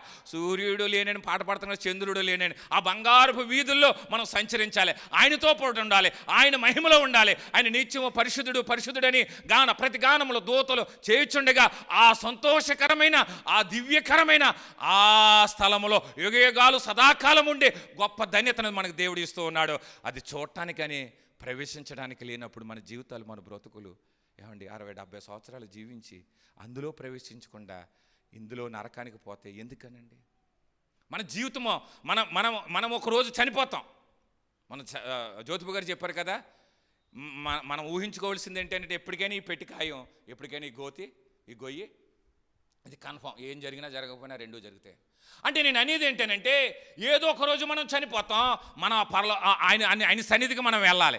ఆయన సన్నిధికి వెళ్ళకుండా మనం కన్నులెత్తి ఆయన సన్నిధిని చూసి నరకానికి వెళ్ళే పరిస్థితి మన ఆత్మీయ జీవితంలో ఎన్నడూ కూడా రాకూడదని, మన నోరుని, మన అవయవములో చిన్నదైన అవయవము నాలుక, అది బహుగా అదిరిపడును, దాన్ని సాధు చేసుకోగలిగిన వాడు దేనిని చేసేయగలడు. నోటిని యాకోబు ఎంత అద్భుతంగా రాశాడు చూడండి. ఎవడంటే నోటిని అదుపు చేసుకోగలడు ఎవడో? ఆ నాలుక చిన్న అవయవమే, అది బహుగా అదిరిపడుతుందంట. మాట్లాడితే చాలు తన ఇష్టం వచ్చినట్లుగా మాట్లాడుతుంది నోట్లోంచి. కొట్టినా పర్లేదండి, మాట జీవితకాలం గుర్తుంటుందండి, మాట జీవితకాలం గుర్తుంటుందండి. అప్పుడు అలా అన్నావు కదా అంటారు, 30 సంవత్సరాల క్రితం అన్నా సరే. ఇది అయినా సరే నాకేం కోపం లేదు కానీ, లేకపోతే ఈ మాట ఎందుకు వస్తుంది? నాకేం బాధ లేదు కానీ అప్పుడు నువ్వు అలాగ అన్నావు అంటే ఉందనే కదా. ఏమండి, అందుకే నీ కాలు జారితే తీసుకొచ్చి మాట సారితే, అందుకే నీ నోట్లోంచి అక్కడ తవ్వితే ఒకే నీరు రావాలి, ఉప్పు నీరైనా తీపి నీరైనా. కానీ కాసేపు ఉప్పు నీరు, కాసేపు తీపి నీరు. ఇప్పుడు ఏం తిట్టేస్తాం ఒకళ్ళని, ఆ తర్వాత స్తుతి స్తుతి స్తుతి స్తోత్రము నాయనా, ఎల్రా నాయన అంటాడేమో యేసుప్రభు అనుకుంటాను నేను. నిజమే, మనం ఏ రీతిగా పూర్తిగా నీ నోటిని దేవుని మహిమ కొరకే ఉపయోగించబడాలి. నీ నోరు కేవలం దేవుని స్తుతించే నోరుగా మార్చబడాలి. ఆ నోరు పాడైపోకూడదు, ఆ నోరు చెడిపోకూడదు. దేవుని స్తుతించే నోరుగా, దేవుని మహిమపరిచే నోరుగా, దేవుని ఘనపరిచే నోరుగా నీ నోరు మార్చబడాలి. ఈరోజు నేను అడుగుతున్నాను, నీ నోటితో కానీ నీ చేతులతో కానీ మనము ఈ భక్తి జీవితాన్ని మనం కోల్పోయినట్లయితే నీ 60-70 సంవత్సరాలు చేసిన భక్తి అంతా కూడా ఏదో బూడిదలో పోసిన పన్నీర్లాగా, నువ్వు చూచెదవు కానీ అందులో ప్రవేశించవన్నట్లుగా ఉంటే ఏంటి? ఏమండి, 40 సంవత్సరాలు ఎంత శ్రమపడ్డాడండి, ఒకలా ఇద్దరా? ఇందులో రాయబడలేదు కానీ మొన్న దైవజనులు కూడా అన్నారు, ఇంచుమించు 30 లక్షల జనాభా. అంటే నేను అనేది ఏంటంటే, ఒకరిని ఇద్దరిని నడిపించడానికే ఇంత తలకిందులైపోయి అదైపోతుంటే వారిని నడిపించడం అంటే మామూలు విషయం కాదండి. మామూలు బాగా తినేవాళ్ళు కూడా తిండి విషయంలో కూడా మాటికి తిరగబడిపోయేవారండి. వాళ్ళు ఇదేనా అనేవారు. కాకరకాయలు, ఉల్లిపాయలు, ఉల్లిగడ్డలు అవన్నీ రాయించాడండి. అంటే భోజన విషయంలో కూడా వారు ఎంతో భోజన ప్రియులు అన్నమాట అండి. అంటే ఏ విషయంలో వాళ్ళు టార్చర్ చేసినా ప్రతి టార్చర్కి లోబడ్డాడు, విధేయత చూపించాడు, వారిని నడిపించాడు. ఎక్కడ నిలబడ్డా అక్కడ నిలబడ్డాడు, ఏం చేయమంటే అది చేశాడు. సాష్టాంగ పడివాడండి, వాళ్ళ కోసం సాష్టాంగ పడివాడు. కానీ వాళ్ళ కోసమే ద్రోహులంటే అది చూచెదవు కానీ అందులో ప్రవేశించవని దేవుడు ఒక మోషే విషయంలోనే అంత స్ట్రాంగ్ నిర్ణయం తీసుకుంటే, ఇప్పుడు మీరు ఏమంటారనంటే, మీ అందరి మనసులో ఒక మాట ఉండిపోద్దండి. మీరందరూ బాగా వాక్యం తెలిసిన వాళ్ళు కదా. ఇది పాత నిబంధన అండి, దేవునికి స్తోత్రం కలుగును గాక. మనం కొత్త నిబంధనలోకి వచ్చేసాం కదా, కృపలో కొట్టుకుపోతాం. దేవునికి స్తోత్రం. జంప్, యోర్దాన్ దాటేస్తామండి, ఇలా ఒక జంపు. ఈ యోర్దానికి యేసు ప్రభువు వంతున అయిపోయాడండి. దేవునికి స్తోత్రం కలుగును గాక. వాళ్ళేమో కింద నడిచి వెళ్ళారండి, రాళ్ళు అయ్యి పట్టుకెళ్ళారండి, సాక్షార్థంగా అక్కడ పెట్టారండి. కానీ ఇప్పుడు యోర్దానికి యేసు ప్రభువే వారదైపోయాడు, నేనే నిచ్చినైపోయాను అన్నాడు కదా. జంప్ అండి, కృప జంప్ చేసేద్దే, జంప్ చేస్తుంది. నేను కాదాను. కృప మిమ్మల్ని జంప్ చేస్తుంది, కృప ఆశీర్వాదంలోకి నడిపిస్తుంది, కృప దీవెనలోకి నడిపిస్తుంది. కానీ కొన్ని కండిషన్స్ ఉన్నాయండి. వాగ్దానం జ్యోతిబాబు గారు ఒకటి తీశారండి, నీకు మేలు చేయి ఉద్దేశించుచున్నాను. కండిషన్, నువ్వు సత్యమే పలకాలి, అబద్ధం ఆడకూడదు. దీనికి కూడా ఒక కండిషన్ ఉంది. కృపలోనే ఉన్నాం, కృపకాలంలోనే ఉన్నాం. మీరు ఆలోచించేయండి, వ్యభిచారం చేయటం తప్పు, ఇక్కడ చూడటమే. అంటే ఒక రకంగా చెప్పాలనంటే దాన్ని స్ట్రాంగే చేశాడు కానీ చేయలేదు. ఇంకొక చోట అంటాడు కదా, వ్యర్థుడా అంటే నువ్వు నరహత్య. అందుకని కృప ఉందని నువ్వు ఇష్టానుసారంగా జీవిస్తానికి కుదరద్దు. కృప ఉంది కాదని నువ్వు భార్యలు చేసుకుంటాకు పోతా కుదరదు. కృప ఉంది కాదని నువ్వు దొంగతనాలు చేసుకుంటా పోతా కుదరదు. నిన్ను దాటిస్తుంది కృప, నిన్ను హెచ్చిస్తుంది కృప. కానీ కృపకు కూడా కొన్ని పరిధులు ఉన్నాయి. ఆ కృప పరిధిలో నుంచి మనము దేవుని సన్నిధిలో మనము గోజాడేవారిగా ఉండాలి. నిజమే. ఇంకొక విషయం చెప్పనండి, నేను వ్యభిచారం చేసిన స్త్రీని యేసు ప్రభు దగ్గర తీసుకొచ్చారు కదా. చాలా అద్భుతమైన మాట. ఈరోజు అదే వాళ్ళ హృదయాలు నొచ్చుకున్నాయి అని మనం చూస్తాం. ఎందుకంటే వాళ్ళకి వాక్యం బాగా తెలుసండి, వాక్యం బాగా తెలుసు. అందుకనే ఇర్మియా గ్రంథంలో 17వ అధ్యాయం అనుకుంటా ఒక మాట అయ్యగారు చెప్తేనే నాకు అది తెలియబడింది. ఇర్మియా గ్రంథం 17వ అధ్యాయం 13వ వచనం.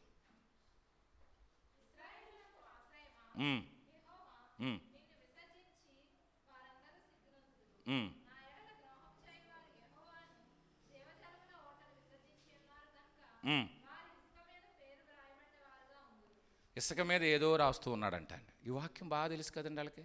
వాక్యాన్ని ఎప్పుడైతే ఆ వ్యభిచారం చేసిన స్త్రీని తీసుకొచ్చారో ఆయన ఏదో రాస్తూ ఉన్నాడు. కొంతమంది ఆయన పాపాలు రాశారు, కొంతమంది వేశారు. అసలు మూల మాట ఏంటో తెలుసండి, వాక్యం బాగా తెలుసండి వాళ్ళకి.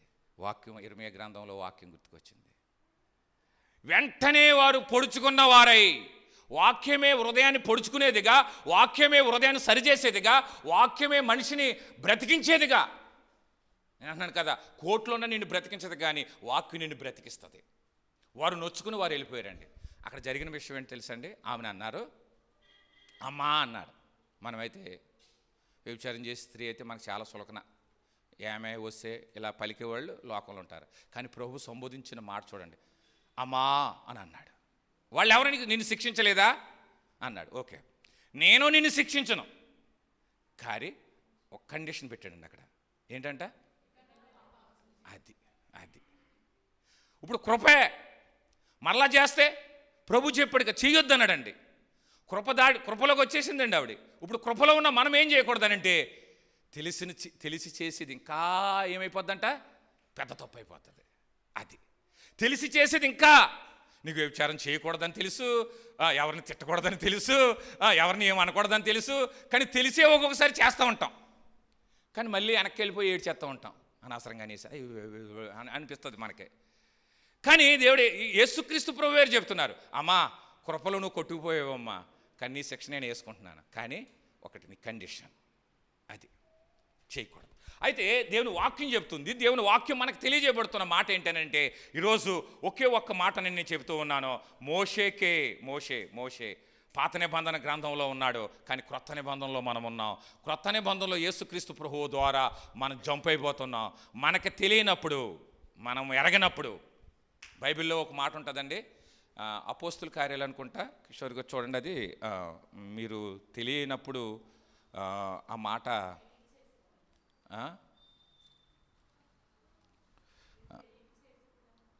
చదవండి. అపోస్తుల కార్యాల్లో ఒక మాట ఉంటుంది, చాలా అద్భుతమైన మాట.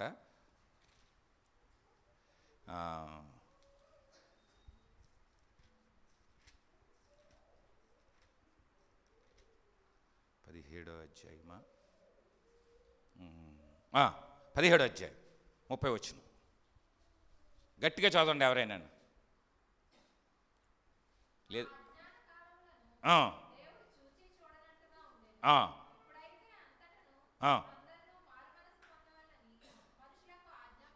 అది ఇప్పుడు ఇంకా సీరియస్గా మన ఎడల ఆయన ఏం చేస్తున్నాడంట, ఆలోచన చేస్తూ ఉన్నాడు. ఆ అజ్ఞాన కాలం, తెలియని కాలం. కానీ ఆ తెలియనప్పుడు నువ్వు చేసిన తప్పే, పొరపాటే. కానీ తెలిసిన తర్వాత నువ్వు చేసేది ఉందో చూసావు, అది ఆ అమ్మ అప్పుడు ఏమన్నాడనంటే, నువ్వు తెలియక చేసావు వ్యభిచారం, తప్పలేదు. నేను ఆ మరణశిక్షని ఏం చెప్తుంది ధర్మశాస్త్రం, రాళ్ళతో కొట్టి ఆమె చంపాలంటుంది. ఓకే, దాన్ని నేను తీసుకుంటున్నాను, దాన్ని కొట్టేయడానికి నేను రాలా, దాన్ని నెరవేర్చడానికి వచ్చాను, తీసుకుంటున్నాను. కానీ ఆ అజ్ఞాన కాలం నువ్వు తెలియనప్పుడు చేసావు, కానీ తెలిసిన తర్వాత చేసేది ఏదైతే ఉందో దానికి మనము బాధ్యులం అవుతాం. గనుక చాలా జాగ్రత్తగా మన భక్తిని కాపాడుకోవాలని దేవుని వాక్యం సెలవిస్తూ ఉంది. గనుక ఇంకొక మాట ఈరోజు నేను చెప్పి ముగిస్తాను. నాతో చెప్పింది ఏంటనంటే, ఇంతవరకు అబ్రహం విన్నాడు, అబ్రహం పేరుని దేవుడు గొప్ప చేశాడు. మోషే వినలేదు, ఆ కానాను నువ్వు చూచెదవు కానీ అందులో ప్రవేశించడు అని అన్నాడు. అయితే 2 మాటలు నేను చెప్తాను. 2 మాటలు. ఒకటి దేవుడు నాతో చెప్పిన మాట ఏంటనంటే, ఒక్క మాట చదవండి. సంఖ్యాకాండము 17వ అధ్యాయం 7వ వచనం. సంఖ్యాకాండము 17వ అధ్యాయం 7వ వచనం. మోషే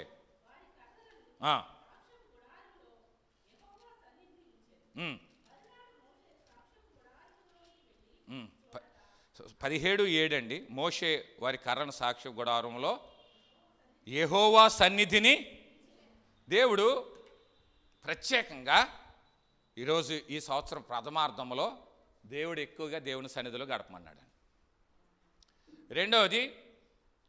రెండవది నేను థామస్ గారి దగ్గరికి వెళ్ళాను, ప్రేయర్ చేయించుకుంటాను. నూతన సంవత్సరం కదా, ప్రేయర్ చేయించుకుంటాను. అక్కడికి వెళ్ళిన తర్వాత ఆయన అన్నాడు, మీరు ఎక్కువగా దేవుని సన్నిధిలో ప్రార్థనలో గడపండి అని అన్నాడు. బాగానే ఉంది. మరలా నిర్మల్ వెళ్ళాను, 1350 కిలోమీటర్లు ఏదో చెప్తారని. అక్కడికి వెళ్ళాక ఆయన అన్నాడు, మీరు ఎక్కువగా దేవుని సన్నిధిలో గడపండి అని అన్నాడు. దేవునికి స్తోత్రం కలుగును గాక. నిన్న ఆయన కూడా ఎవరో తాంగచ్చని గారు, మీరు ఎక్కువగా దేవుని సన్నిధిలో గడపండి అని అన్నాడు. ఈ దేవుని సన్నిధిలో గడపటం ఏంటి? ఇంకా దేవుడు మాట్లాడేది ఏంటనంటే, నువ్వు దేవుని సన్నిధిలో గడుపు. మనం దేవుని సన్నిధిలో గడిపితే ఏమవుద్ది? నేను అంటున్నాను, ఒక్క మాట చెప్తాను మీకు, నేను ముగించేస్తున్నాను. ఇది దేవుని సన్నిధిలో గడిపే సమయం. మీకు ఉదాహరణకి చెప్తాను. ఇప్పుడు ఇది విత్తే సమయం. మీరు ఎక్కడికి వెళ్ళినా చూడండి, ఊడుపులు ఊడుస్తున్నారు. ఏ సమయం అంట? ఆ ఊడుపు విత్తే సమయం, కోసే సమయం రాబోతుంది. 3 నెలలు నువ్వు కోయిపోతున్నా. బస్తా విత్తితే 40 బస్తాలు కోయిపోతున్నా. విత్తే సమయం ఒకటి ఉంటుంది, కోసే సమయం ఒకటి ఉంటుంది, ప్రార్థన చేసే సమయం ఉంటుంది, ఆశీర్వాదాలు పొందుకునే సమయం ఒకటి ఉంటుంది. ఇప్పుడు ప్రార్థించే సమయం, రాబోయే దినాల్లో మీరు ఆశీర్వదించబడే సమయం. ఖచ్చితంగా దేవుడు మీతో చెప్పేది ఏంటనంటే, మీకు సాధ్యమైతే రోజుకి 24 గంటలుంటే ఎంత త్యాగం చేయగలిగితే అంత త్యాగం దేవుని సన్నిధిలో ప్రార్థన సమయంలో గడపండి. కొంతమంది ఇక్కడ చేస్తున్నారు, మీ గురించి నేను అంటలా. నేను కూడా కొన్ని నిర్ణయాలు తీసుకున్నాను, చెప్పటం లేదు, చేసి చూపించాలి అంతే. చెప్తే అవట్లా.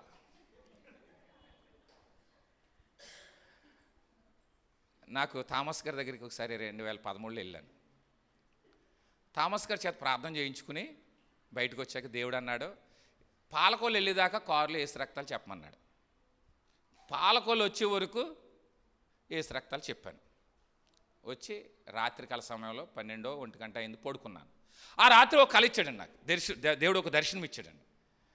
ముసలోళ్ళు, మొక్కోళ్ళు, నడుమొంగిపోయిన వాళ్ళు, కాలు జారిపోయిన వాళ్ళు నడుచుకుంటూ వెళ్తున్నారండి రోడ్లో. నేను వెనక నుండి నడిచొస్తూ, వాళ్ళు నడుచుకుని స్లోగా వెళ్తారు కదా, వాళ్ళని తప్పించుకుని ముందుకెళ్ళి వెనక్కి తిరిగి చూసేటోడికి వీళ్ళందరూ స్వస్థపడిపోయారంట.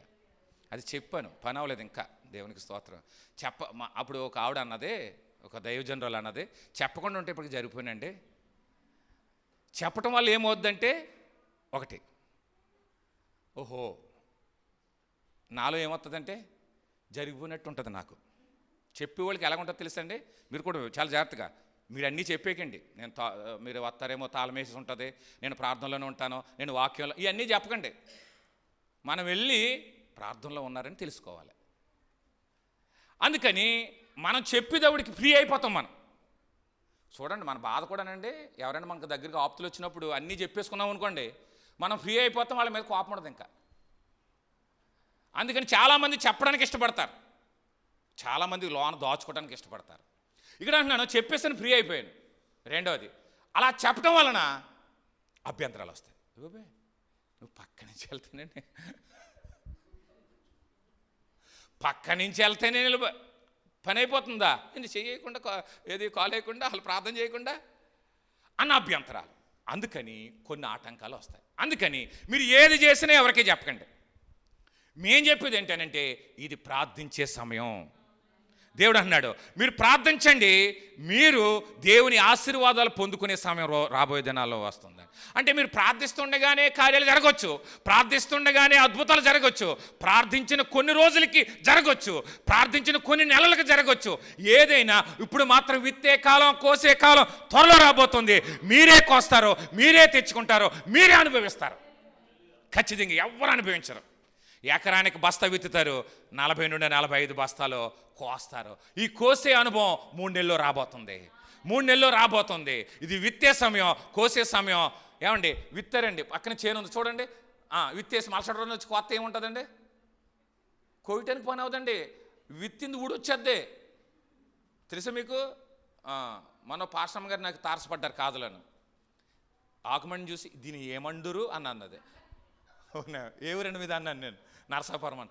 నరసాపురంలో ఉన్న వాళ్ళకి ఆకుమడి తెలీదా అని అనుకున్నాను. సరేలే, ఏదో కొంచెం నాకు బాధ అనిపించింది.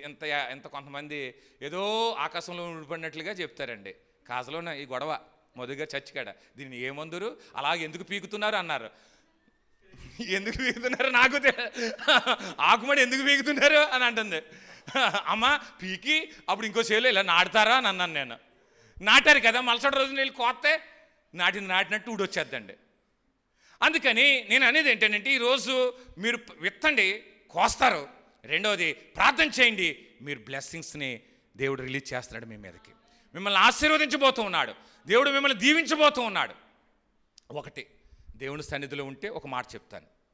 ఒక మాట ఏంటంట, ఇక్కడ అంటున్నాను, అక్కడ 12 కర్రలు ఎక్కడ పెట్టారంటండి, పెట్టారు. కర్ర అనగా ఎండిపోయింది, జీవం లేనిది, అసలు ఏమి పచ్చి లేనిది అందులో కర్ర. ఇప్పుడు మీరు కర్రలాగా ఉన్నారా? దేవుడు ఈరోజు మీతో మాట్లాడుతున్నాడు. ఎండిన కర్ర లాంటి జీవితాల్లాగా మీ జీవితాలు ఉన్నాయా? ఎండిన కర్ర లాంటి మీ బ్రతుకులు ఉన్నాయా? ఎండిన కర్ర లాంటి కుటుంబాలుగా మీ కుటుంబాలు ఉన్నాయా? ఎండిపోయిన కర్ర లాంటి ఆర్థిక పరిస్థితులు మీ జీవితంలో ఉన్నాయా? రాబోయే దినాల్లో దేవుని సన్నిధిలో మీరు కనిపెట్టి ప్రార్థన చేయటం మొదలు పెడితే మొట్టమొదట చిగురించటం మొదలు పెడతారు. దేవునికి మహిమ కలుగును గాక. రెండోది నేను చెప్తున్నాను, పూత పోస్తారు. దేవునికి స్తోత్రం కలుగును గాక. మూడోది బాదంకాయలు ఫలాలు అనుభవిస్తారు. దేవునికి మహిమ కలుగును గాక. మీరు దేవుని సన్నిధిలో ఉంటే మీరు ఎలాంటి వారైనా, ఎండిన కర్రలో జీవం లేదండి. కర్రని ఇలాగ ఇరిస్తే లోన ఎండిపోయిన అదే కనిపిస్తుందండి. అందుకని ఎజెకియెలు గ్రంథంలో నేను ఒక మాట చెప్పాను, అది పదే దేవుడు నాకు జ్ఞాపకం చేస్తున్నాడు. ఒక్క మాట, ఎజెకియెలు 37 అధ్యాయం తీయండి ఒకసారి. 37 అధ్యాయం, ఎజెకియెలు గ్రంథం 37 అధ్యాయంలో అక్కడ ఒక మాట రాయబడి ఉంది. 11వ వచనం, 37 అధ్యాయం 11వ వచనంలో, అప్పుడు ఆయన నాతో ఇట్లే నేను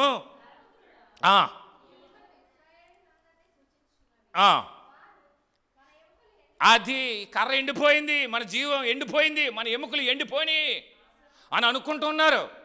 ఎండిపోయిన బ్రతుకులు అనుకుంటున్నారు కదా, ఇంకా పిల్లలు పుట్టరు అనుకుంటున్నారు కదా, మా పరిస్థితిలో అప్పులు తీరవనుకుంటున్నారు కదా, మా జీవితాలు ఎండిపోయినాయి అనుకుంటున్నారు కదా. తిరిగి మరలా జీవింపజేయబోతున్నాను, మరలా చిగురింపజేయబోతున్నాను, మరలా మిమ్మల్ని ఉజ్జీవింపజేయబోతున్నాను. ఏ పరిస్థితుల్లో ఈ స్థలానికి మీరు వచ్చారో నాకు తెలియదు, కానీ ఎండిన జీవితాల్ని దేవుని సన్నిధిలో మీరు కనిపెడితే మరలా తిరిగి జీవింప చేయగలిగిన దేవుడు. 12 కర్రలు దేవుని సన్నిధిలో పెట్టారు. తెల్లారేటప్పటికి అహరోను కర్ర చిగురించినట్లుగా మీ కర్ర కూడా దేవుడు చిగురించబోతున్నాడు. ఎండిపోయిన కర్ర చిగురించడం అంటే అది చిన్న విషయమా? అంటే అది మన ఆత్మీయ జీవితానికే దేవుడు తెలియజేస్తున్నాడు అండి. మా ఎముకలు ఎండిపోయినాయి. మీరు చూడండి, ఎముకలు రోడ్డు మీద కనిపిస్తూ ఉంటాయి. ఒక కళేబరం ఎముకలు, చర్మం ఉండదు, ఏముండదండి. ఆ ఎముకలు ఎండిపోయిన ఎముకలుగా కనిపిస్తాయండి. మరలా ఆ ఎముకలు ఏమవుతాయి? వాటి మీదకి చర్మం రాగలదా? నరాలు రాగలదా? అంతే మాంసం రాగలదా? అంతే కదా, రక్తం రాగలదా? మళ్ళీ జీవం రాగలదా? అంటే అది నీకే తెలుసు కదా ప్రభువా అని ఎహెజ్కేలు దేవునితో అడుగుతున్నాడు. అయితే ఈ రోజున చాలామంది ఎండిన బ్రతుకులు, ఎండిన జీవితాలు అని అనుకుంటున్నారు. రెండోది ఏమనుకుంటున్నారంటే, మా ఆశ విఫలమాయను. చాలా ఒక అబ్బాయిని అనుకున్నామండి, అది చేసుకుని అన్నాడు, మా ఆశ విఫలమైపోయింది. ఒక అమ్మాయిని అనుకున్నామండి, వాళ్ళు చేసుకుని అన్నారు, మా ఆశ విఫలమైపోయిందండి. నిన్న ప్రవచనాత్మకంగా మాట చెప్పారండి. మరి ఇక్కడ కొంతమంది వచ్చారు, విన్నారు. అయితే ఆయన ప్రకాష్ గారు వాక్యం చెప్తూ, ఇక్కడ కొంతమంది అమ్మాయిలు ఉన్నారు, వారికి దేవుడు వివాహాలు చేయబోతున్నాడు, పనులు మొదలు పెట్టండి, బట్టలు కొనండి అంతే ఆయన చెప్పాడండి. అంటే అది ఉంది, ఏసై నా పరిహారం వేసుకుని ఆ బిట్టు మీరు చూడండి. ఒకవేళ నా మాట అబద్ధమైతే ఏసై నా పరిహారాన్ని ఆ యూట్యూబ్లో అది ఉంది, మీరు చూడండి. అది నేను తీసుకున్నాను. దేవునికి స్తోత్రం కలుగును గాక. తీసుకున్నవాడు తీసుకున్నంత. ఆ ముఖం బట్టలు కొన్న రోజులు బోల్డ్ అయిపోయి, కొనేసులో అని ఉన్నాయి, చీరలేమో ముక్కోసం వచ్చేస్తున్నాయి అన్నవాళ్ళు కూడా ఉంటారండి. ఇంకా వాళ్ళకి అప్పుడప్పుడు బయట తీసి ఎండలో పెట్టి సెంటు కొడుతున్నాను, కానీ పెళ్లి కొడుకు రావట్లేదు. వస్తాడా? మీరు విశ్వసించి ఈరోజు నమ్మండి, పెళ్లి కొడుకు రానే వస్తాడు. అవసరత ఈ నెలలోనే వస్తాడు. దేవునికి స్తోత్రం కలుగును గాక. ఎండిపోయినాయా మీ ఆశలు? మళ్ళీ చిగురింపజేయబోతున్నాడు. దేవునికి స్తోత్రం కలుగును గాక. ఇంకొక మాట అన్నాడు, మనం నాశనం అయిపోయాం, బొత్తుగా నాశనం అయిపోయాం. కానీ దేవుడు నాశనం అవ్వాలా, దేవుడు మిమ్మల్ని ఆశీర్వాదకరంగా దేవుడు చేయబోతున్నాడు. ఈరోజు ఇక్కడ అంటున్నాను, మీరు దేవుని సన్నిధిలో ఉంటే మీరు చిగురిస్తారు. ఇంకేమీ లేదు. మీరు ఎవరైనా సరే, సేవకుడా, బిషప్, ఎవరైనా, లేదంటే విశ్వాస, అప్పుడే వచ్చిన వాడా, లేదంటే అప్పుడే దేవుని తెలుసుకుని, ఎవరైనా సరే దేవుని సన్నిధిలో ఉంటే వారు చిగురిస్తారు. ఎండిపోయిన బ్రతుకులైనా, కోట్ల అప్పుల్లో వారు ఉన్నా, లేదంటే చచ్చిపోయే రోగం మనలో ఉన్న ఏ పరిస్థితిలో ఉన్నా వారు చిగురిస్తారు. వారు పూత పోస్తారు. మామిడి చెట్లు అన్నీ చూడండి, నేను వెళ్తూ ఉన్నాను, అన్నీ పూస్తూ ఉన్నాయి. మనం ప్రార్థన చేయాలి. మంచు ఎక్కువ కాకూడదునైనా, ఆ పూత మాడిపోకూడదునైనా. అది ఏమివ్వాలంట? మామిడికాయలుగా మారాలయ్యా, ఫలాలు రావాలి. వాటి కొరకు మనం ప్రార్థన చేయాలి. చాలామంది మామిడి చెట్ల మీద బరకలు కట్టారు. ఎందుకో తెలుసా? ఆ మంచు దాని మీద పడకుండా, మంచు దాని మీద పడితే పూత మాడిపోద్దండి. శత్రువు మన ఫలాల్ని చాలా హరించేస్తున్నాడు. ప్రొటెక్షన్ ఇవ్వాలి మనం. ఆ దేవుడే మనకు ప్రొటెక్షన్గా. ఆ మామిడి చెట్టుకి పైన బరకం కట్టారు. ఎందుకో తెలుసా? మంచు మామిడి చెట్టుకి పూతకి పట్టకుండా ఆ పూత అంతా కూడా పిందిగా మారులాగున. పిందంతా కూడా రేపు మామిడికాయలాగున అవి మామిడి పండయ్యలాగున ఫలాలు మనం అనిపించేలాగున దేవుడు చేయబోతున్నాడు. ఒకటి, దేవుని సన్నిధిలో ఉంటే దేవుడు మనతో మాట్లాడింది ఏంటంటే, నాతో మాట్లాడిన మాట దేవుడు మీతో మాట్లాడింది. ఈరోజు అంటున్నాను, అబ్రహాంతో మాట్లాడాడు, వచ్చాడు, అబ్రహామును పేరును గొప్ప చేశాడు. మోషేతో మాట్లాడాడు, మోషే అలా చేయలేదు. కానీ దేవుడు నాతో మాట్లాడాడు, నువ్వు దేవుని సన్నిధిలో ఉండి అన్నాడు, నువ్వు చిగురిస్తావు, నీ సేవ ఫలిస్తుంది, మంచి మందిరం కట్టబడుతుంది అని దేవుడు ఏ రీతికైతే మాట్లాడాడో ఆ రీతిగా నిర్ణయం తీసుకుని వెళ్ళాలని చూస్తూ ఉన్నాను. అలాగున దేవుడు చేయబోతున్నాడు. ఇంకొక మాట చెప్పి నేను ముగిస్తానండి. ఇంకొక మాట ఏంటో తెలుసండి, ఇంకొక మాట ద్వితీయోపదేశకాండంలో 32:13 ఒకసారి త్వరగా తీయండి. ద్వితీయోపదేశకాండము అది దేవునికి స్తోత్రం కలుగును గాక. ఆ మాట కాడి వేలు పెట్టండి, ఇది నాకు చాలా నచ్చిన మాట. మరలా చదవండి అది. దేవునికి మహిమ కలుగును గాక. చాపట్లు కూడా దేవుని నామాన్ని మహిమపరుద్దామండి. ఎవరైతే ఆయన సన్నిధిలో కనిపెట్టి ప్రార్థన చేసి ఆయన సన్నిధి అనుభవాన్ని అనుభవిస్తారో, ఆయన సన్నిధిలో ఎక్కువగా ఆయనతో పాటు దేవునితో మనం ఎవరైతే గడుపుతారో వారు ఈ లోకంలో ఉన్నత స్థలాల్లో వారు ఉంటారు. దేవునికి స్తోత్రం కాదు. ఉన్నత స్థలాల్లో దేవుడు మనల్ని ఉంచబోతూ ఉన్నాడు. దేవుడు ఉన్నత స్థలాల్లో ఉంచబోతూ ఉన్నాడు. అద్భుతమైన మాట అండి. మరొకసారి చదవండి అది భూమి యొక్క ఉన్నత స్థలాల్లో దేవునికి స్తోత్రం కలుగును గాక. పార్లమెంట్లో మీరే ఉంటారు, అసెంబ్లీలో మీరే ఉంటారు, ఐఏఎస్లుగా మీరే ఉంటారు, ఐపీఎస్లుగా మీరే ఉంటారు, అంతేకాదు గొప్ప సేవకులుగా మీరే ఉంటారు. దేవుడు మీ జీవితంలో అద్భుతాలు చేయబోతున్నాడు. ఇంకొక మాట చెప్పనా, దేవుని సన్నిధిలో ఉంటే ఏదైనా చేయగలడు. తర్వాత ఒక్క మాట చదవండి. మన పంట మనమే తింటాము. అబ్బా ఆగండి. కొండ బండ నుండి తేనె. రెండోది ఈ రెండు అసలు సాధ్యమయ్యాయి అంటారా? మీ అందరికీ తెలుసు కదా, సాధ్యమయ్యేది అంటారా? అది సాధ్యం కానిది, సాధ్యం కానివి మీ జీవితంలో సాధ్యపరుస్తాడు దేవుడు. దేవునికి స్తోత్రం కలుగును గాక. సాధ్యం కానీ ఏవైతే మీ జీవితంలో ఈ రోజుకి ఈ జనవరి 15వ తారీఖు అలా ఉండిపోయినాయో, దేవుని సన్నిధిలో కనిపెట్టి ప్రార్థన చేస్తే సాధ్యము కానివి సాధ్యం చేయబోతూ ఉన్నాడు. సాధ్యము కానివి. నేను శ్యామరాజు గారిని అన్నారు, ఆలస్యమైన మంచి కారు కొన్నారండి. అంటే నేను అనేది ఏంటంటే, మంచి దానికి తీస్తాడు. సాధ్యము కానివి, ఈ కారు మీరు కొనలేరు, ఈ ఇల్లు మీరు కట్టలేరు, లేదంటే ఇది మీరు చేయలేరు, ఈ మందిరం మీరు కట్టలేరు, కానీ సాధ్యం కానివి దేవుడు మన జీవితంలో సాధ్యం చేయబోతున్నాడు. ఈరోజు దేవుడు చెప్తూ ఉన్న మాట ఏంటనంటే, సన్నిధిలో దేవుని పాదాల దగ్గర కనిపెడితే దేవుడు మనల్ని చిగురించి పూసి ఫలాలు ఇచ్చేలా చేస్తాడు. రెండవది, దేవుడు ఉన్నత స్థలాల్లో మిమ్మల్ని ఉంచబోతున్నాడు. సాధ్యం కానివి మీ జీవితంలో సాధ్యమయ్యేలా చేస్తున్నాడు. దేవుడి మాటలతో దేవుడు ఈరోజు మీతో నాతో మాట్లాడుతున్నాడు.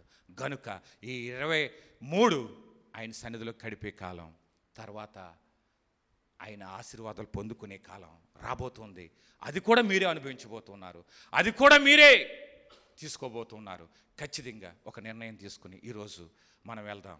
వినిన అబ్రహాం ఎలాగున్నాడు, వినని మోషే ఎలాగున్నాడు. ఈ మాట మనం వింటే ఆయన సన్నిధిలో కనిపెట్టి ఎక్కువగా విసుకొచ్చేయాలి. ఏంటి అంత మనం ప్రార్థన అంటున్నారని విసుకొచ్చేలాగా దేవుడు కార్యం చేయునుగాక, దేవుడు అద్భుతాలు చేయునుగాక, దేవుడు మేలులు చేయునుగాక. నిజమే, నేను అనుకుంటూ ఉన్నాను, పాపం ఆడవాళ్ళు కూడా ఇక్కడికి వచ్చి మిగిలిన రోజుల్లో ప్రార్థన చేసుకుంటున్నారు. నేను అనుకున్నాను, ఒక 10,000 ఖర్చు అయినా పర్లేదు, ఈ ఎత్తలా పోతున్నారు కదా, ఈ ఎదరదే వెనకదే ఎత్తలా పోతున్నారు షటర్లో, డోర్ పెట్టిద్దారు అనుకుంటున్నాను. దేవునికి స్తోత్రం కలుగును.